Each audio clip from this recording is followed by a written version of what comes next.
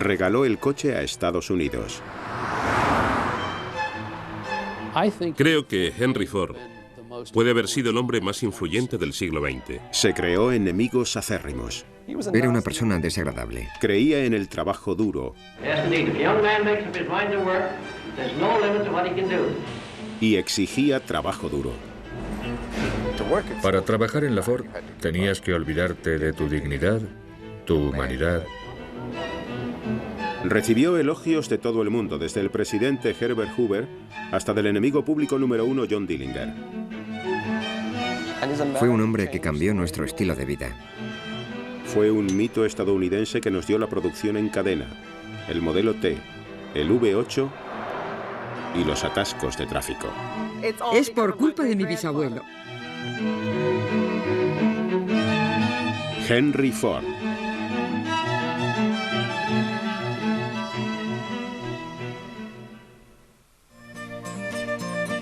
Henry Ford, el hombre que dio el coche y la producción en cadena a Estados Unidos, nació cuando aún se estaba librando la Guerra Civil estadounidense.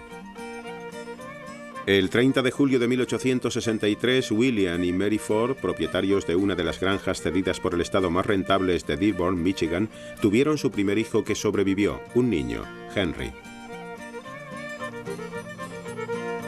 A Henry Ford no le gustaba la difícil vida en la granja en la que había nacido, pero al menos la escuela local, con solo un aula, le ofrecía un modo de escapar de las largas horas y de las interminables labores que dicha vida requería. Además, poseía una curiosidad natural. Henry Ford era un mecánico de nacimiento, poseía una habilidad innata. Uno de los primeros momentos en los que hizo gala de dicha habilidad fue cuando, con motivo de su 13º cumpleaños, le regalaron un reloj. Como otros muchos niños que querían saber el funcionamiento de las máquinas, Henry desmontó el reloj, pero al contrario que la mayoría, fue capaz de volver a montarlo. Desgraciadamente, en 1876, el tranquilo mundo de Ford se vino completamente abajo. Su amada madre, Mary, murió durante un parto. Henry tenía 12 años. La pérdida lo dejó sin norte. Existe una historia sobre la primera vez que Henry vio una máquina de trabajo. Esto ocurrió justo después de la muerte de su madre. Y los psicólogos se preguntan si acaso esto no provocó algún efecto. Si estos dos hechos no estarían relacionados. Iba paseando con su padre y vieron una máquina de granja, una de las que se utilizaban entonces, que se acercaba hacia ellos, pero con una particularidad. Se movía sola porque el ingeniero había colocado una cadena desde el eje hasta la rueda. Era como un motor de autopropulsión muy rudimentario, pero para Henry Ford fue el gran descubrimiento. Fue entonces cuando Ford descubrió que quería trabajar con máquinas. Así que a los 16 años dejó la granja y recorrió los 14 kilómetros que lo separaban de Detroit. Allí acabó encontrando trabajo en la Dry Dock Company, dedicada a la fabricación de barcos de hierro. Eso le dio la oportunidad de trabajar con motores. La educación práctica de Ford había comenzado. Después de 3 años trabajando como aprendiz, Henry Ford decidió que ya había aprendido todo lo que iba a aprender en la Dry Dock y regresó a la granja familiar. Pero se llevó consigo su amor por las máquinas. Empezó a trabajar para la Westinghouse Company, que hacía exhibiciones y reparaba máquinas por todo el sur de Michigan.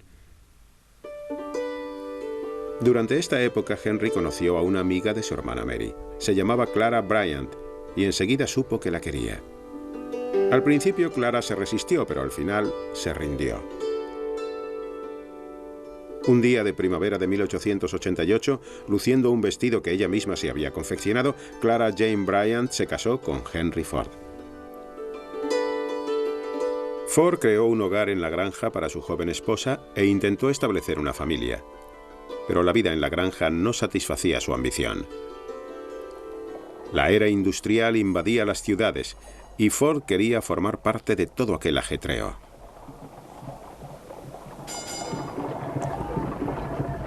En un viaje a Detroit se despertó el interés de Ford por los automóviles propulsados con gasolina, como este construido por los hermanos Dorje de Springfield, Massachusetts. Se estaba produciendo una revolución y Ford quería participar de ella. En 1891, Henry Ford se traslada con su joven esposa a Detroit para trabajar en la Edison Illuminating Company. donde empezó a ascender rápidamente, llegando a doblar su salario inicial cuando fue ascendido a ingeniero jefe. El incremento en la renta sirvió de gran ayuda. El 6 de noviembre de 1893, Clara Ford dio a luz a un robusto niño, Edsel Bryan Ford. Con la inspiración renovada, Ford se dispuso a construir el vehículo propulsado con gasolina que llevaba tiempo rondándole en la mente. Henry Ford disponía de una capacidad de concentración enorme. Cuando trabajaba en un proyecto, se convertía en una especie de profesor chiflado. Así, cuando construyó su primer motor de combustión interna, su propia versión de estos motores, estaba tan dedicado a su trabajo que se lo llevó a casa la noche de Navidad, cuando su pobre esposa estaba preparando el pavo y el resto de la comida. Cuando llegó, plantó el motor en medio de la cocina, lo metió en el fregadero y obligó a su mujer, que tenía las manos llenas de grasa y eso, a que le echara gasolina por la parte de arriba. Él conectó los cables y arrancó la máquina. Sobra decir que llenó la cocina de asfixiantes nubes de humo. En un cobertizo detrás de su casa, el automóvil de Ford cobraba forma poco a poco. Con la ayuda de algunos amigos de la Edison Company, empezó a construir el vehículo que él llamó cuadriciclo. Dicho nombre se debió a una buena razón. Su planteamiento era colocar dos bicicletas juntas y propulsarlas con un rudimentario motor de gasolina.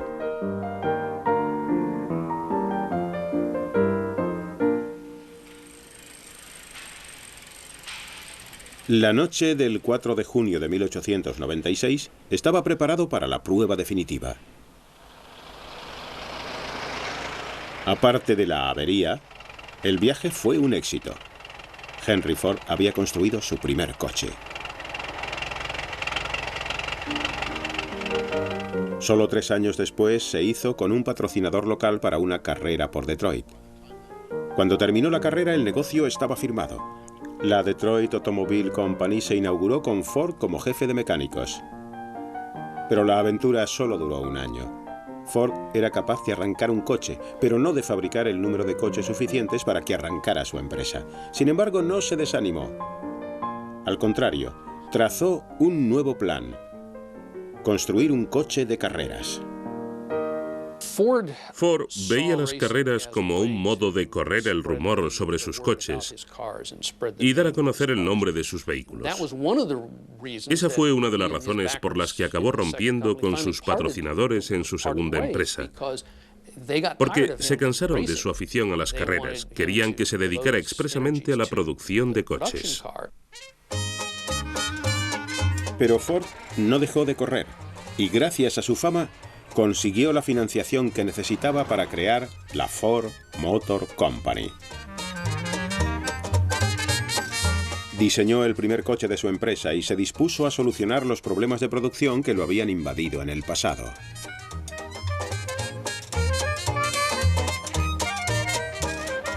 Abrió una tienda, contrató personal, sacó un coche y esperó.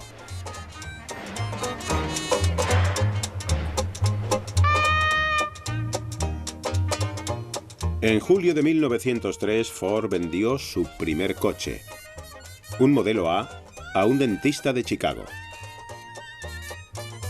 El 2 veces fracasado Henry Ford, ahora a sus 40 años, estaba a punto de vivir un éxito más allá de lo que jamás pudo imaginar.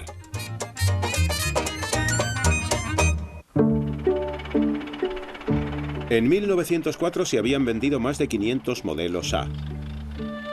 Henry Ford, que en la foto aparece con su hijo Edsel, celebró su éxito comprándose su primer traje de etiqueta.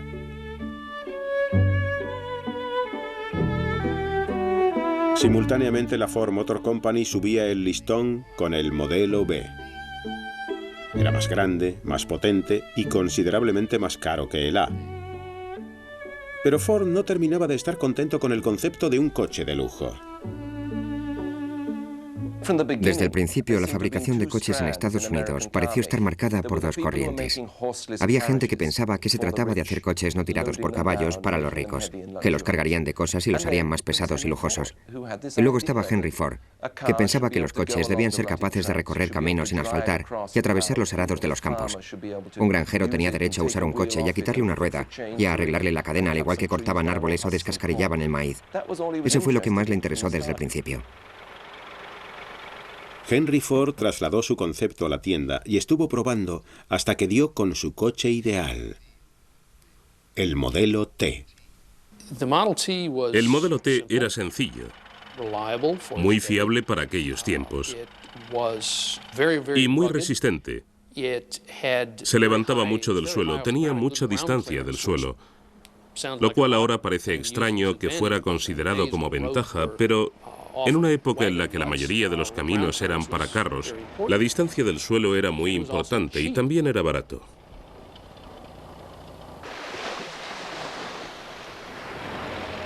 El modelo T resultó un sorprendente éxito.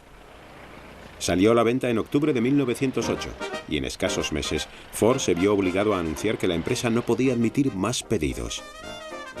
La fábrica estaba colapsada con pedidos de hasta varios meses. Henry Ford había conseguido fabricar un automóvil para las masas, pero esto le creó un nuevo problema: cómo plantear la producción para satisfacer la demanda. En aquella época, los trabajadores que fabricaban coches en mesas de trabajo fijas eran capaces de producir 25 modelos T al día. Pero 25 no eran suficientes, así que Henry Ford y sus ingenieros idearon un método revolucionario: la cadena de montaje móvil.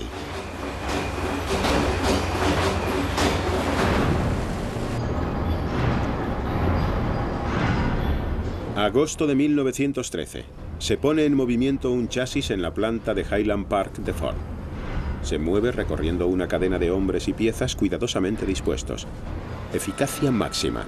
Con el antiguo sistema, un hombre tardaba 12 horas y media en fabricar un modelo T. Con el chasis en marcha, ese tiempo se reducía a más de la mitad. Un año después, solo se tardaría 93 minutos en fabricar un coche. Con una producción cada vez más eficaz, Ford pudo reducir el precio de sus coches en cientos de dólares. La reducción de precios le permitió conseguir lo que siempre había considerado sus dos objetivos en la vida: acercar los placeres del automóvil al mayor número de personas posible y crear más puestos de trabajo bien pagados para los obreros. Pero había un factor de la ecuación que aún no se había considerado: la producción en masa consumía al trabajador. El obrero solo tenía que realizar una única labor cuando la pieza pasaba por su puesto una y otra vez, hora tras hora, día tras día. La repetición infinita pasaba factura. Para trabajar en Ford en aquella época, debías dejar de lado tu dignidad, tu humanidad y tu sentido de ti mismo. No teníamos ningún control sobre las cosas. Estábamos a merced de la Ford Motor Company. Si trabajabas en la cadena, sudabas hasta quedar absolutamente exhausto. Eres una especie de esclavo. Te ibas a la cama por la noche y soñabas con el trabajo. Te pasabas la noche trabajando en sueños. El volumen de ventas se convirtió en un problema tal que la empresa tuvo que contratar a cerca de 1000 hombres por cada 100 puestos de trabajo que pretendía crear. Y contratar y formar trabajadores costaba dinero. Había que hacer algo. De nuevo Ford dio con una solución: la jornada de $5. Henry Ford pagaría a sus trabajadores más del doble del salario medio. Fue portada de todos los periódicos del país. Cientos de trabajadores se agolpaban a las puertas de la Ford Motor Company. La jornada de $5 respondía muy bien a los objetivos comerciales, pero Ford también quería mejorar las vidas de sus trabajadores.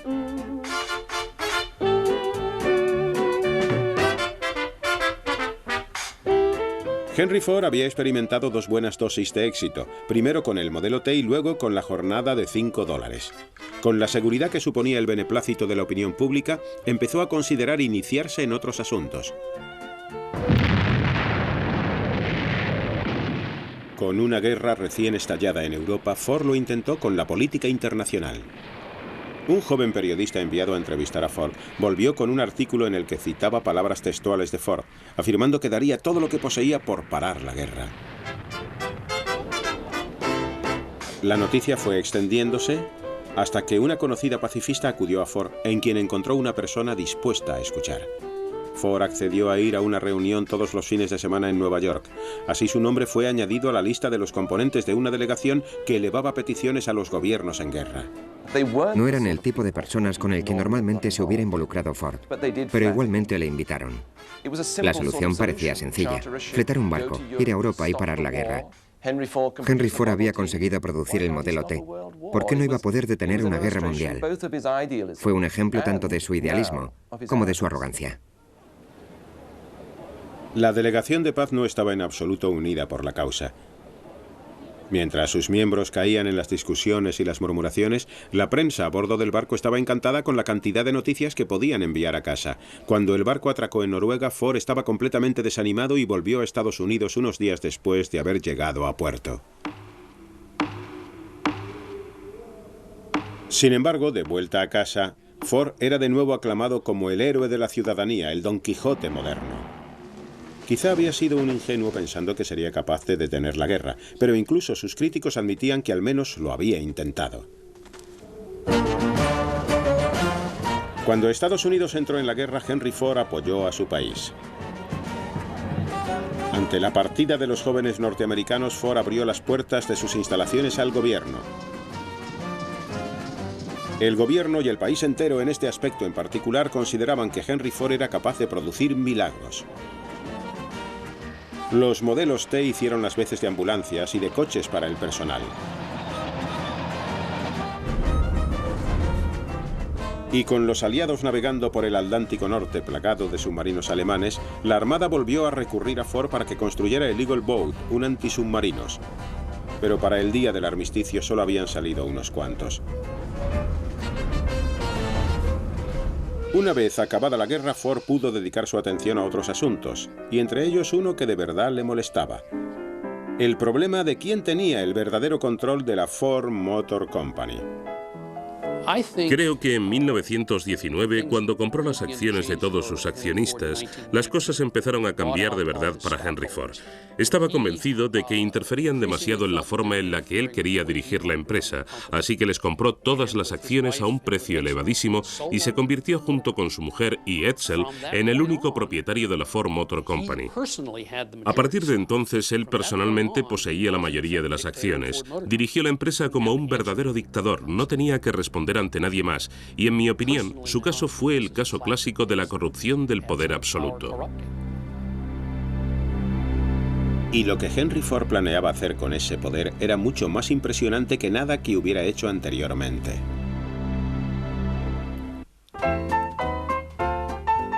El hombre inteligente y estricto que dirigía la Ford Motor Company no se parecía en absoluto a aquel que era en su casa con su familia. Recuerdo que mi bisabuelo era muy alto y delgado y tenía una increíble fuerza en las manos. Me acuerdo de eso porque siempre que íbamos a verlos, primero me daba la mano y luego un beso y me saludaba, y yo pensaba: Dios mío, me ha roto algún hueso. Era muy dulce cuando se trataba de estar con niños. No se pasaba el día con no hagas esto o no hagas lo otro.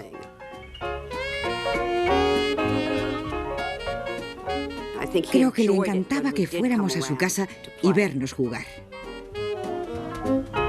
Henry Ford era un soñador.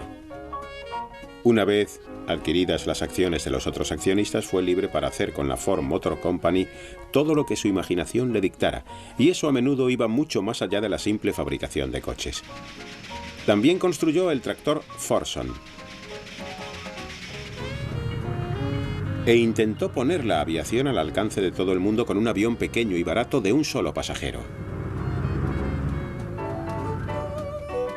Henry Ford trabajó en una primera ruta de mensajería aérea y en los primeros vuelos de pasajeros regulares promovidos por los chicos de Our Gang, nuestra banda. Construyó y fundó varias escuelas experimentales. Y en el Edison Institute de Greenfield Village, el Museo de Ford y la restaurada American Town rindió tributo al espíritu de la innovación, honrando a personajes tan grandes como su amigo Thomas Edison. Pero el más grande de todos los sueños de Ford fue la Rouge, una planta que era en sí misma una máquina gigantesca. La construyó en la margen del río Rouge, en Dearborn, Michigan, y pasó a ser el complejo industrial más grande de la Tierra en aquel momento.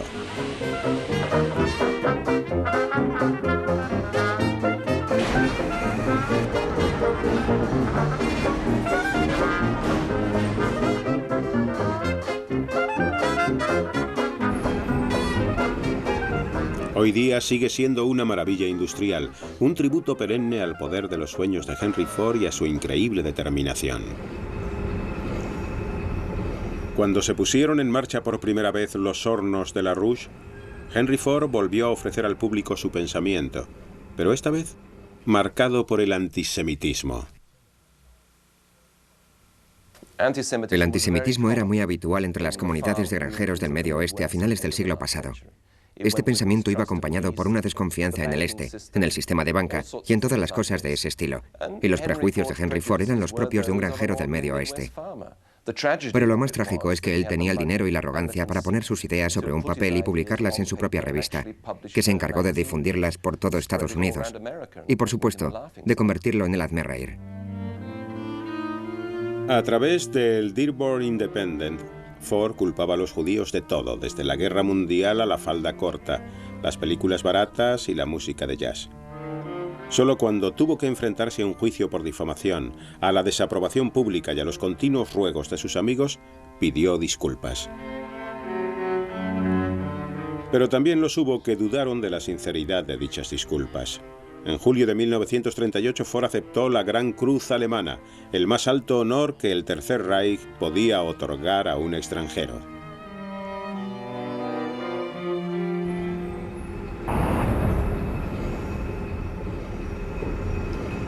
Los años 20 proseguían y los trabajadores de la Ford no dejaban de lanzar miles de modelos T al mercado. Pero Henry Ford empezó a darse cuenta de que se estaba quedando anticuado. Le gustaban los Estados Unidos de antaño. Nunca se sintió cómodo en el mundo moderno que él mismo había ayudado a construir. Su hijo Edsel, por aquel entonces su segundo de a bordo, pertenecía a una generación completamente distinta. Le gustaba el jazz, el arte contemporáneo y las recepciones ocasionales. Pero Henry Ford era abstemio. Prefería observar los pájaros y el baile country de antes. En esta extraña película, Ford demuestra a lo lejos que está dispuesto a llegar para popularizar todos esos antiguos pasos. Era capaz incluso de bailar con un ejecutivo de la Ford como compañero.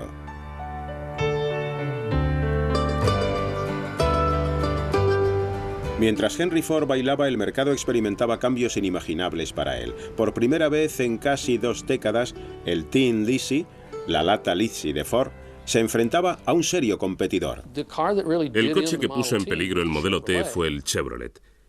General Motors se dio cuenta enseguida de lo que Edsel Ford había reconocido, que según estaba el mercado, la necesidad real de automóviles estaba cubierta y de que ahora se trataba de convencer a la gente de que se comprara un coche nuevo, aunque el antiguo aún funcionara. Una de las maneras de conseguirlo era fabricar cada año un coche con una forma diferente al modelo anterior, para que pareciera más moderno. En mayo de 1927, la era del modelo T tocó a su fin.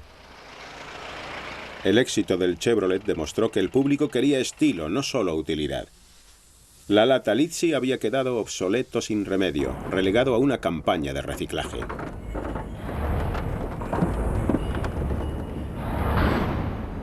Durante años, la Ford Motor Company se había dedicado a un solo objetivo, producir modelos T, pero el mercado exigía un cambio.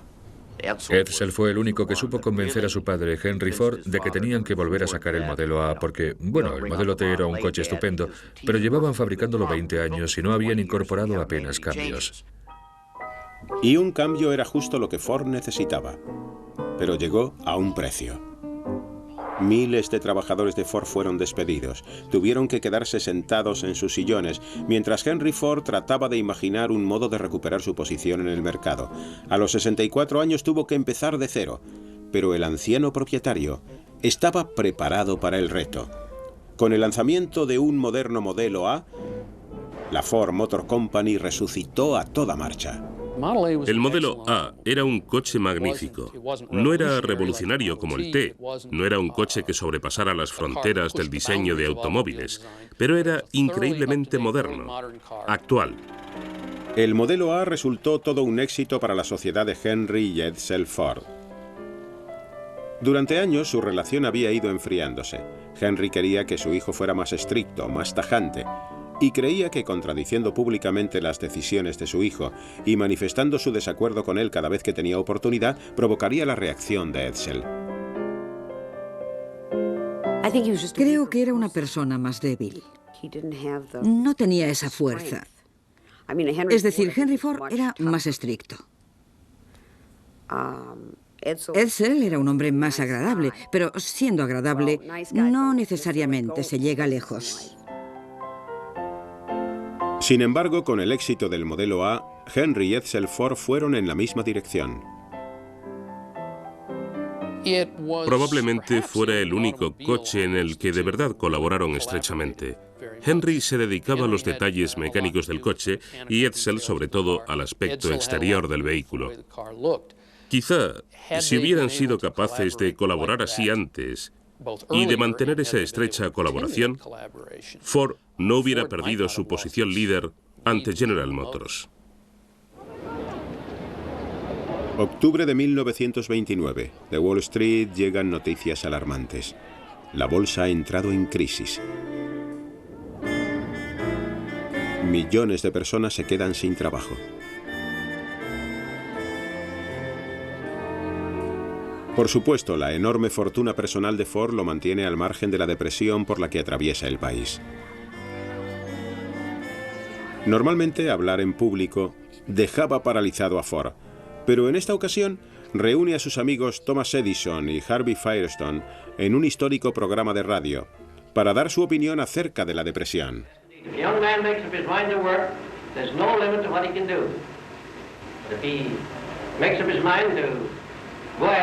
Without the idea of work, he hasn't much chance. He must study and work, and he must go back in any art as far as he can, just dig up the very beginning, and he must, the more he goes back, the further he will be able to see ahead.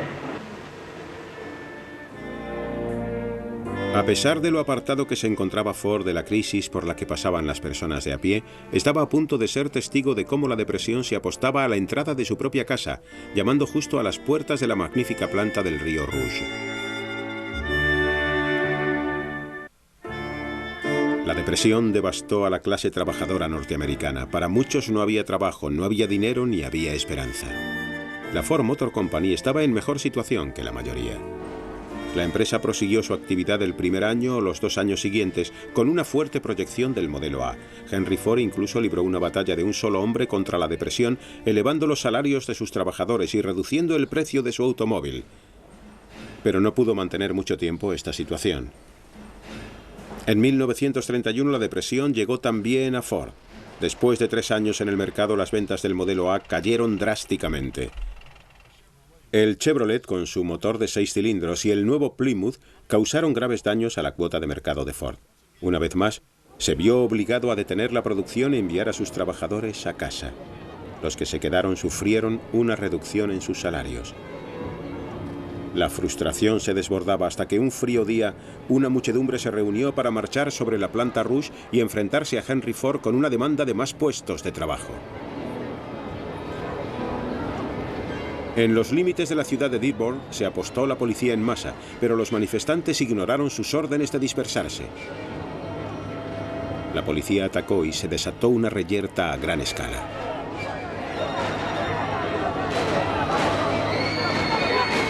Al final, los disparos de pistola consiguieron dispersar a la multitud.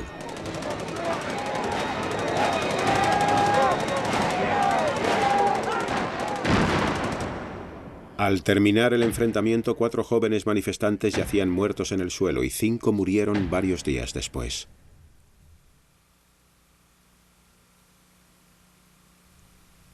No hubo nuevos puestos de trabajo. Lo que sí acabó devolviendo a los trabajadores a la planta Rouge fue otra de las inspiraciones de Ford, el Ford V8. El V8 fue el gran triunfo de Ford. Chevrolet había sacado el motor de 6 cilindros, más potente que el de 4 de Ford. A Henry no le gustaban los motores de 6 cilindros y quiso llegar hasta los 8 con el V8.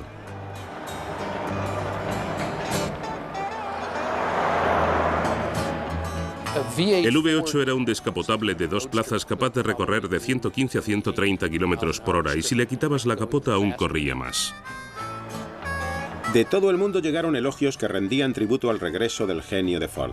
Las cartas de sus admiradores incluían además algunas sorpresas. John Dillinger, el enemigo público número 1, escribió a Henry Ford diciéndole: «Hola viejo amigo, tienes un coche estupendo. Es un gusto conducirlo. Su eslogan debería ser: conduzca un Ford y vea cómo el resto de los coches quedan a su espalda. Puedo hacer que cualquier otro coche se trague el polvo de un Ford». También Clyde Barrow, de la conocida pareja Bonnie and Clyde, sintió que debía elogiar a Ford. Aunque mi negocio no haya sido estrictamente legal, escribió, no violo ninguna ley si le digo el coche tan maravilloso que han creado con el V8. Con el éxito del V8, Ford encontró tiempo para dedicar su atención a la campaña de reelección del presidente Herbert Hoover en 1932. A Ford aún le intimidaban mucho los discursos en público, pero pronunció estas palabras. I support the best man for the job. Herbert Hoover should be allowed to carry out his program, and I think he will. He has faced the enemy for 3 years now. He knows all the tactics of the forces of destruction. Why bring a new recruit and retire a seasoned leader? I think of him as a human-hearted, honest-minded, hard-working Hoover. Pero los electores no estuvieron de acuerdo con la opción política de Ford en 1932.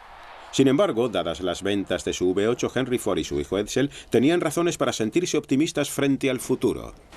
They have been asking us what we think of the coming year. All I can say is that we feel pretty good about the outlook. The United States, even when it is running in low, is a pretty big business proposition. But I believe the country is getting ready to make a very decided step forward next year, and we are doing all that we can to help it along. What do you think of that, Father? Well, I think everybody's decided that they've got to go to work. And I think from now on, there's no one can stop this great country from going ahead. Y los que volvieron a trabajar a la Ford fueron testigos del enfriamiento de las relaciones laborales. Henry Ford declaró que un hombre medio no realizaba una jornada completa de trabajo a menos que estuviera vigilado y no pudiera evadirse. Dentro de sus plantas lo dispuso todo para que todo el mundo cumpliera con su trabajo. Los supervisores de Ford, muchos de ellos exconvictos y boxeadores, dirigían la planta sirviéndose del miedo y la coacción. Cuando se necesitaba más producción, sencillamente se aceleraba la cadena y que Dios ayudara a aquel trabajador que no era capaz de llevar el ritmo.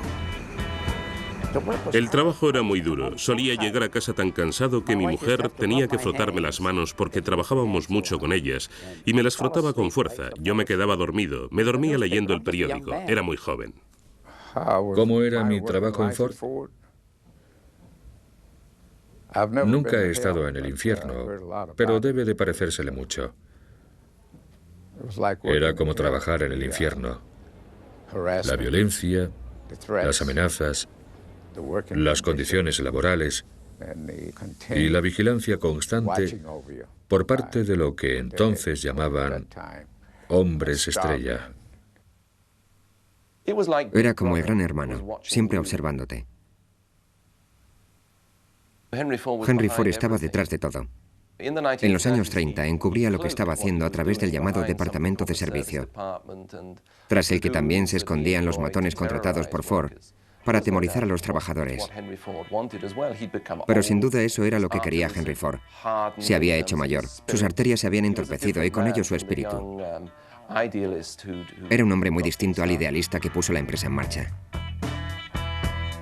Ford y sus trabajadores habían recorrido un largo camino juntos. Durante todos esos años, primero a través de la generosidad y luego de la intimidación, había sido capaz de mantener la cadena alejada de los sindicatos, incluso después de que Chrysler y General Motors los organizaran. Pero al final, en mayo del 37, las hostilidades llegaron a su culmen. Los organizadores sindicales liderados por Walter Reuther y Richard Frankenstein recibieron un permiso para entregar panfletos en Ford. Lo hicieron desde el paso elevado que llevaba a la planta, pero tuvieron que enfrentarse a los miembros del Departamento de Servicio de Ford.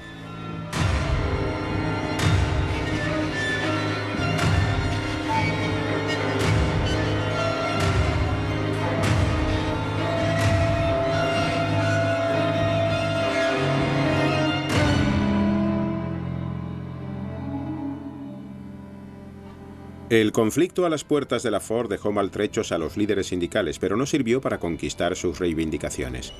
Hicieron falta 4 años más de tiras y aflojas antes de que por fin estallara una verdadera protesta. El 1 de abril de 1941, Andy Dewar, uno de los trabajadores del laminador, cambió la historia laboral en Ford.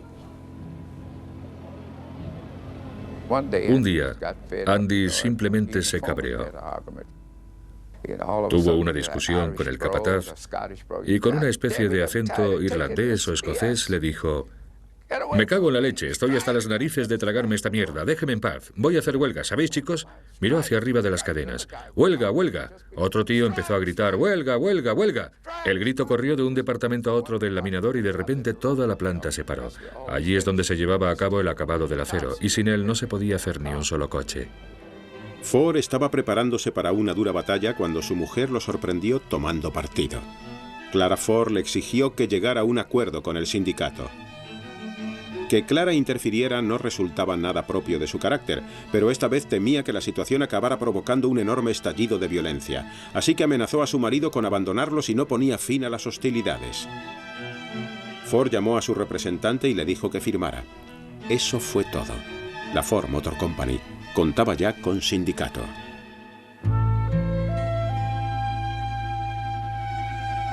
Aunque la paz se restableció temporalmente, Henry Ford estaba a punto de enfrentarse a una enorme tragedia en el plano más personal.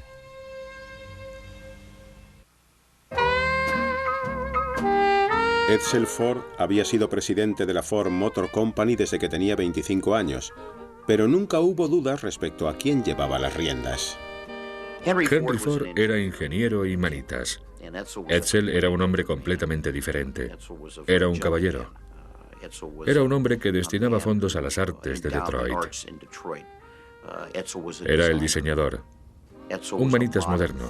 Un hombre con el que me da la sensación que su padre, Henry Ford, tenía dificultad para relacionarse porque eran personalidades completamente opuestas.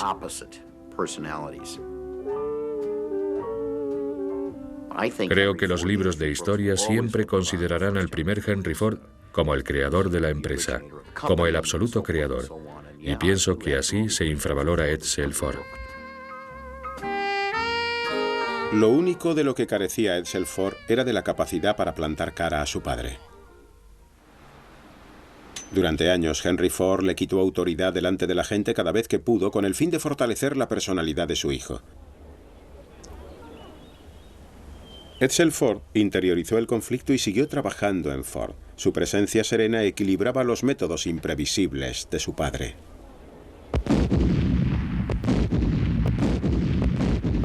Cuando estalló la Segunda Guerra Mundial, los aliados sufrieron una derrota tras otra. Lógicamente, el país recurrió a la industria para pedir ayuda. Se esperaba que cada uno aportara su granito de arena. A Ford se le pidió que fabricara jeeps, vehículos para el transporte de tropas, tanques, camiones y demás, pero el proyecto más importante para la empresa fue el bombardero liberador B-24. Con un Henry Ford que se acercaba a sus 80 años y aún no recuperado de un infarto, la supervisión recayó ampliamente sobre Edsel, que tenía sus propios problemas de salud. Aún así, los portavoces de la empresa se mostraban lo suficientemente optimistas como para anunciar que cada hora saldría de su planta un B-24. Pero a finales de 1942 solo se habían construido 6 aviones, muy por debajo de las previsiones.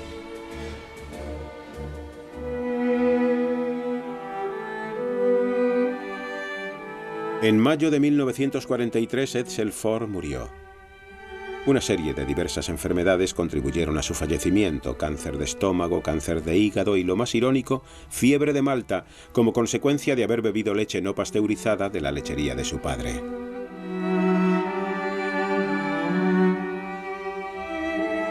Se dice que Henry Ford nunca fue el mismo tras la muerte de su hijo.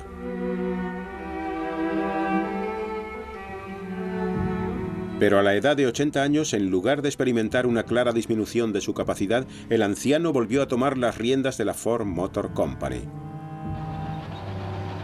Las noticias llegaron a Washington.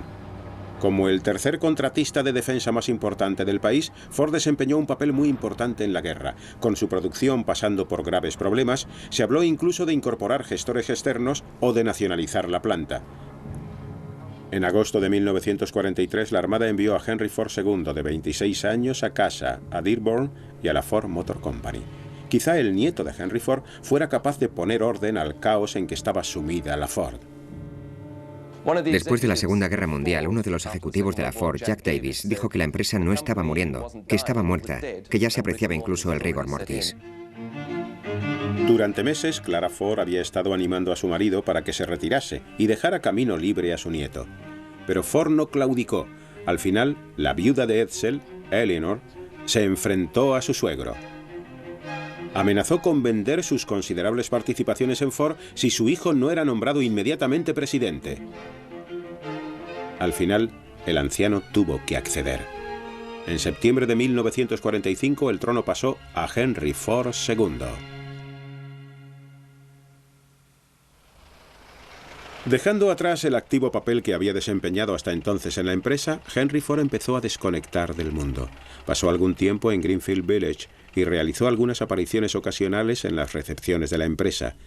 Pero las reservas de energía que lo habían mantenido durante sus 70 se habían agotado. En abril de 1947, Henry Ford apoyó la cabeza en el regazo de su mujer y murió. La causa de la muerte fue un derrame cerebral. Tenía 83 años.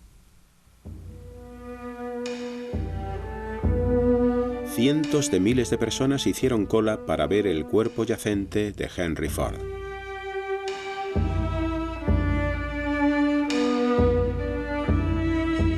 Algunas fábricas cerraron.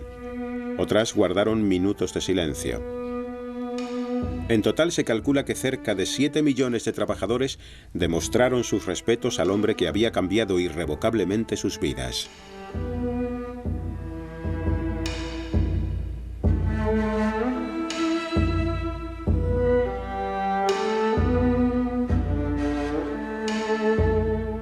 Y en Detroit se hizo un llamamiento a los conductores para que pararan justo en el momento en que el cuerpo del fabricante de coches se introducía en la fosa. Durante ese segundo en que todos los automóviles pararon, Detroit volvió a ser como Henry Ford la había conocido.